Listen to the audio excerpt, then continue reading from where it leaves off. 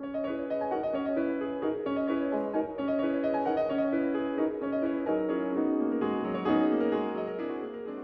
suis Jean-Jacques Hublin, professeur au Collège de France sur la chaire internationale de paléoanthropologie, et je m'intéresse donc à l'évolution des hommes et de leurs ancêtres directs sur une longue période de temps.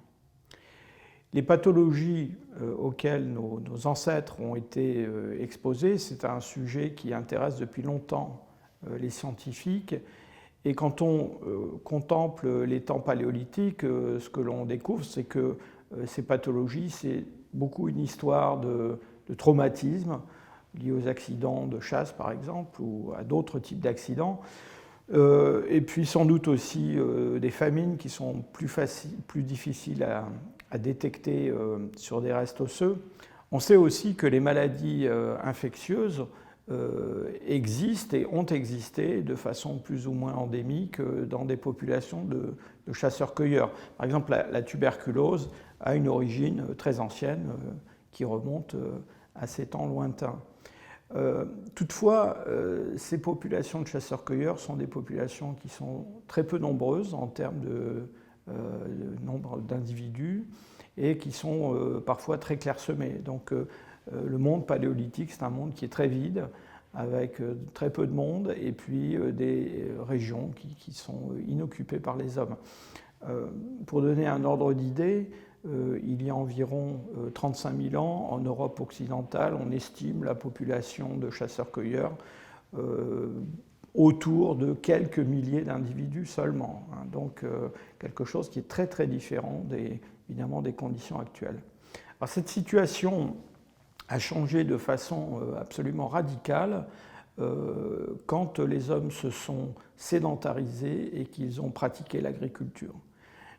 Cette révolution, que l'on appelle la révolution néolithique, a abouti à une augmentation très très spectaculaire de la population mondiale. On estime qu'au cours du 4e millénaire avant notre ère, avant la naissance du Christ, eh bien, la population de la Terre a été multipliée à peu près par 10, ce qui est évidemment quelque chose de très spectaculaire si on le compare à la relative stabilité qui a prévalu dans les dizaines de millénaires précédents.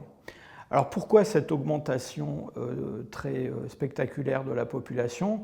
Eh bien surtout parce que ce que l'on appelle la capacité porteuse, c'est-à-dire la quantité d'énergie que les hommes sont capables d'extraire d'une certaine surface de territoire, eh bien, augmente énormément dès que les hommes se mettent à pratiquer l'agriculture, l'élevage, la culture de céréales.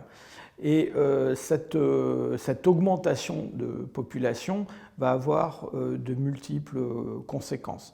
Tout le monde a entendu parler de la fameuse transition démographique qui est à l'œuvre en Europe depuis le XVIIIe siècle, augmentation des soins médicaux, contraception qui va se développer, et puis plus tard accroissement de la longévité. Donc tout ça a profondément modifié les populations humaines et c'est une transition qui est toujours à l'œuvre dans un certain nombre de régions du globe. Cette augmentation de population va avoir un certain nombre de conséquences. D'abord, des populations qui sont beaucoup plus en contact les unes avec les autres, évidemment, une densité de population plus importante, et puis la cohabitation des hommes avec des animaux domestiques. Et cette cohabitation des hommes avec des animaux domestiques, qui eux aussi sont en assez grand nombre, eh bien, va augmenter de façon spectaculaire la prévalence de certaines maladies infectieuses. Et on va voir avec l'agriculture apparaître les premières épidémies à une très grande échelle géographique.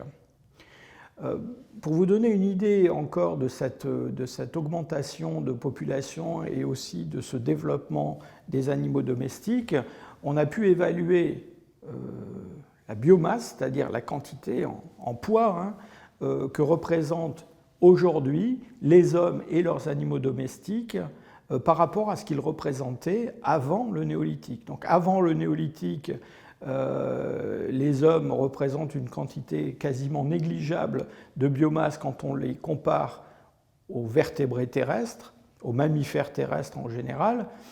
Aujourd'hui, les hommes représentent à peu près 10 fois la biomasse de mammifères terrestres.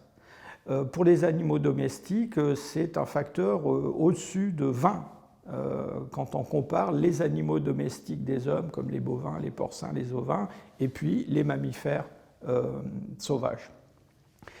Ces animaux domestiques, ils sont longtemps en contact avec des animaux sauvages. Et donc, il y a toute une interaction entre l'homme et les paysages qu'il modifie, qu'il détruit, la pratique de l'élevage, ces contacts avec la faune sauvage qui font qu'on voit dès le néolithique apparaître des épidémies.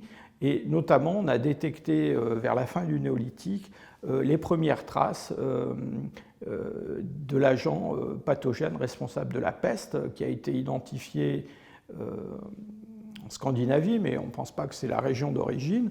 En fait, on se rend compte que dès le néolithique, en Eurasie, on a déjà une grande épidémie de peste, et cette souche de l'agent pathogène responsable de la peste, cette souche qu'on trouve au néolithique, n'est pas très différente de celle qu'on va retrouver beaucoup plus tard au moment de la grande peste noire du Moyen-Âge. Donc en fait, ce à quoi on assiste, c'est une récurrence régulière de cette épidémie de peste qui part, qui revient à partir de différentes sources situées en Eurasie.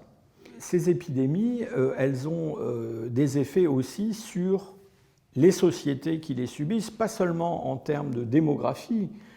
Évidemment, la population se réduit quand il y a une épidémie très très grave, mais aussi sur le plan économique, les sociétés peuvent être très profondément affectées. Alors, on a de nombreux exemples historiques. La grande peste du Moyen-Âge qui a modifié profondément les sociétés médiévales. La peste justinienne qui a mis un coup d'arrêt aux ambitions de l'empereur Justinien de reconstituer l'Empire romain à partir de sa partie orientale. Pour les périodes plus anciennes, on pense aussi que ces épidémies ont accéléré des changements économiques, des changements d'organisation de la société, en particulier la peste qu'on a identifiée au néolithique est peut-être responsable du passage à l'âge du bronze. Alors avec en même temps des innovations comme la roue, le transport par traction animale utilisant beaucoup le cheval, donc des déplacements plus importants de population. Et donc l'épidémie accélère des changements de population et puis en même temps, ces changements eux-mêmes alimentent la dispersion parfois des agents pathogènes. L'âge du bronze lui-même, qui est la première mondialisation, avec des échanges très importants, pas seulement dans le bassin méditerranéen, mais au-delà, et bien, cet âge du bronze lui-même, on se demande si sa fin précipitée n'a pas été en partie causée par le développement d'épidémies à cette époque-là.